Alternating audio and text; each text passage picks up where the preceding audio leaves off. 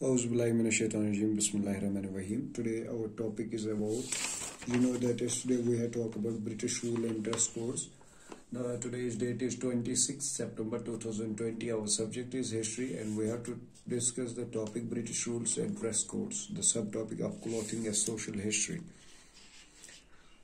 As you all know that what we have talked yesterday about the turban, hats, shoes, the respect given by the juniors to their seniors, वो सब कुछ हमने कल पढ़ा कि British rules में क्या क्या था, वो ड्रेस कोड्स क्या क्या थे उनके। आज हमें पढ़ना है आगे का, इसका एक पैराग्राफ रह चुका था हमारा।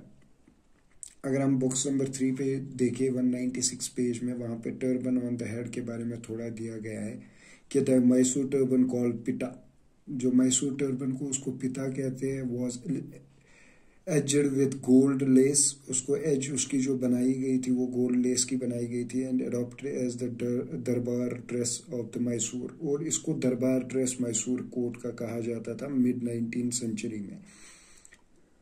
Bye the end of the 19th century, अगर हम 19th सेंचुरी के अंत की बात करें, a wide variety of officials, teachers and artists in Mysore began wearing the turban. तो जब 19th सेंचुरी का एंड आया तो जो ऑफिशियल्स थे, टीचर्स थे, आर्टिस्ट्स थे मैसूर के, उन्होंने टर्बन पहनना शुरू कर दिया। Sometimes with the western suit के साथ भी उन्होंने टर्बन पहनना शुरू कर दिया। Western suit means coat pant के साथ। As a sign of belonging to the princely state, वो साइन करता था कि ये प्रिंसली स्टेट है। Today Mysore turban is used largely on ceremonial occasions, जो उनके ओकेजन्स होते हैं, फंक्शंस होते हैं, शादी वगैरह, उसमें आप वो पहनते हैं आजकल। And to honour visiting dignitaries, और अगर विजिटिंग डिग्निटरीज को आना होगा उनके ऑनर में वो पहनते हैं टर्बन, ठीक है। At the same time India were expected to wear Indian clothes, अगर हम सेम टाइम की बात करें उस जमाने में, तो इंडियंस को एक्सपेक्ट किया गया था कि वो अपने क्लॉथ्स पहने, इंडिया के क्लॉथ्स पहने, ऑफिस जाना होगा या कहीं पे भी जाना होगा, इंडियन ड्रेस कोड होना चाहिए। 1824 to 1828, अगर हम 1824 और 1828 की बात करें, गवर्नर जनरल, जो गवर्नर जनरल थे एमहेरिस्ट, उसका नाम एमहेरिस्ट था, उसने इंसिस्ट किया इंडियंस को कि टेक देयर शूज ऑफ, कि अपने शूज वो निकाले as a sign of respect, एक रेस्पेक्ट का उसको साइन बता दिया गया अपना शूज निकालने के लिए। When they appear before him, जब वो उसके सामने आए। ये गवर्नर जनरल एमहेरिस्ट ने इंसिस्ट किया था इंडियंस को कि आप अपने शूज बाहर निकाला करें, ये एक रेस्पेक्ट का साइन बनेगा मेरे लिए जब मैं आपके सामने आया करूं। But this was not strictly followed, इसको फॉलो नहीं किया गया था स्ट्रिक्टली।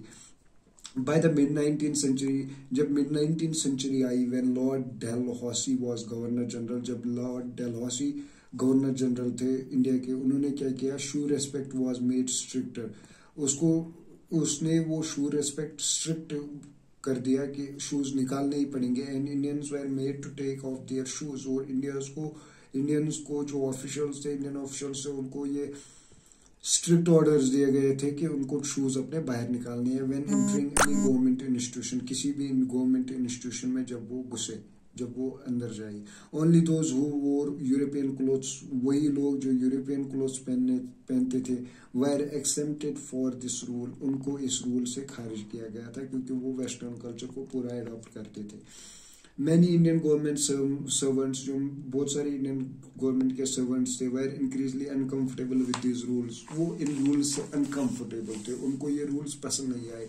जो लॉर्ड डेलहौसी ने फिर स्ट्रिक्ट किया, पहले ये एमहेरिस्ट ने किया इंसिस्ट कि अपने शूज बाहर निकाला करे जब आपको मेरे सामने आना होगा, तो उसके बाद लॉर्ड डेलहौसी ने, ये जो गवर्नर बन गया नया फिर इंडिया का, तो उसने काम किया, उसने इसको स्ट्रिक्ट रूल बना दिया कि शूज को निकालना ही निकालना है। उनके लिए नहीं जो यूरोपियन क्लोथ्स पहनते थे, उनके लिए जो इंडियन गवर्नमेंट सर्वेंट्स थे, उनके लिए ये जो रूल था वो अनकंफर्टेबल था। इन 1862, अगर हम 1862 की बात करें, there was a famous case of defence of the shoe respect. इस पे एक फेमस केस एक हो गया डिफेंस के तहत शू रेस्पेक्ट के बारे में, rule in Surat court room में इसके ऊपर केस हो गया। मुनोगजी कॉस्विजी एंती, जो मुनोगजी कॉस्विजी एंती थे, जो एसेसर थे सूरत फौजदारी अदालत के, उन्होंने रिफ्यूज किया कि अपने शूज निकालना कोर्ट रूम के बाहर सेशन दौरान, किसके, जज के सेशन के दौरान।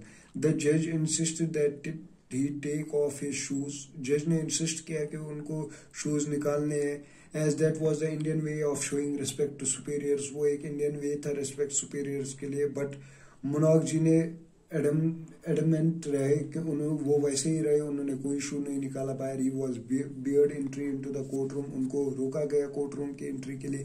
And he sent a letter to protest to the governor of Mumbai, और उन्होंने एक लेटर प्रोटेस्ट की भेजी गवर्नर मुंबई के।